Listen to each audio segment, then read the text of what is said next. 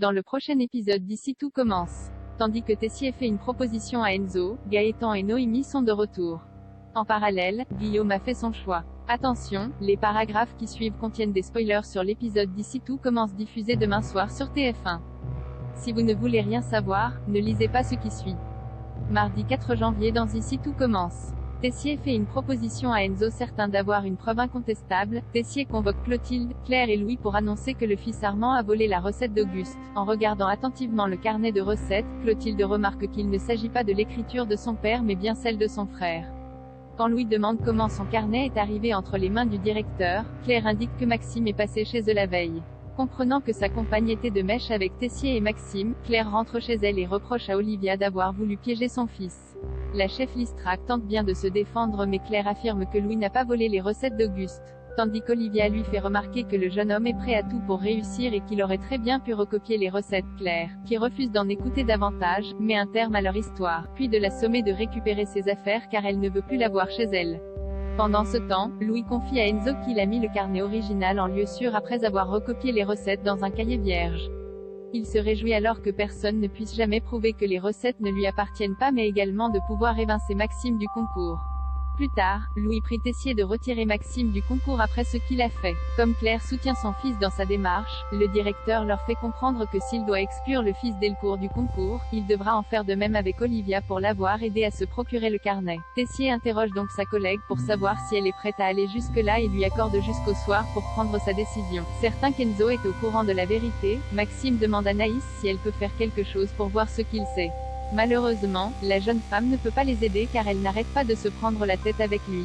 Le fils Delcourt ne comprend pas ce qui arrive à son ami et Anaïs pense tout simplement qu'il a peur de ne pas être à la hauteur. Selon elle, il craint de ne jamais être embauché à la suite de ses études car personne ne lui fait de compliments sur sa cuisine. Non loin de là, Olivia rejoint Claire en cuisine afin de savoir si elle souhaite réellement mettre un terme à leur histoire. Mais son choix est définitif car elle ne lui fait plus confiance. Peu après, Louis fait irruption pour connaître la décision de sa mère concernant l'avenir d'Olivia à l'institut. Estimant que son ex-compagne ne mérite pas d'être renvoyée, la chef Guinaud répond qu'il devra concourir contre Maxime. Lorsqu'Olivia la remercie, Claire rétorque que c'est la dernière fois qu'elle prend sa défense.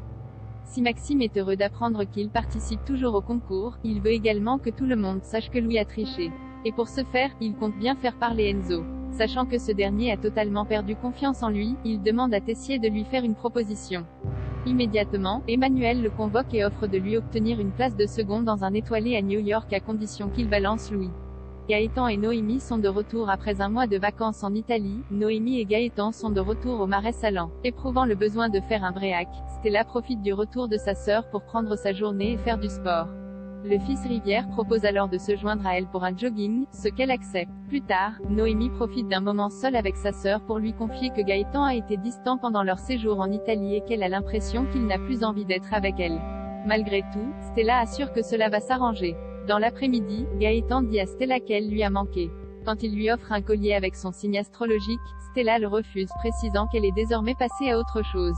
Dans la mesure où elle ne veut plus continuer à faire semblant avec sa sœur et qu'elle souhaite pouvoir se regarder à nouveau dans un miroir, elle met en terme à leur histoire définitivement. En fin de journée, Noémie et Gaëtan défont leurs valises. Après que Noémie a découvert le collier, le fils Rivière lui fait croire qu'il s'agit d'un cadeau pour Ludivine. Suspicieuse, Noémie lui signale que sa sœur n'est pas taureau. S'il prétend qu'il ne s'est pas rendu compte que c'était un signe astrologique, la chef Matrey trouve également étrange qu'il n'ait rien acheté pour Louane. Guillaume a fait son choix ne sachant pas qui choisir entre Laetitia et Clotilde. Guillaume est face à un terrible dilemme. Tandis qu'Antoine l'encourage à prendre une décision rapidement, Guillaume, qui est très amoureux des deux femmes, n'y parvient pas. Antoine lui conseille donc de décider rapidement car il est en train de les faire souffrir toutes les deux. De son côté, Laetitia remet à Clotilde son nouveau planning, laquelle n'attend pas très longtemps pour lui parler de ses hébatorides avec son mari. Alors que l'assistante est certaine que sa collègue dit cela uniquement pour la blesser, la chef Armand affirme que non puis ajoute que son mari finira bientôt par s'apercevoir qu'elle était juste une erreur de parcours. De retour dans son bureau, Laetitia confronte Guillaume qui aimerait pouvoir la rassurer. Toutefois, la vérité c'est qu'il est complètement perdu dans cette histoire. La seule chose dont il est certain, c'est qu'il est de plus en plus amoureux d'elle. Malheureusement, leur discussion est interrompue par Clotilde. Ne supportant plus la situation, celle-ci pose un ultimatum à Guillaume et le presse de choisir. Seulement, le proviseur adjoint préfère n'en choisir aucune et rompre plutôt que de trancher.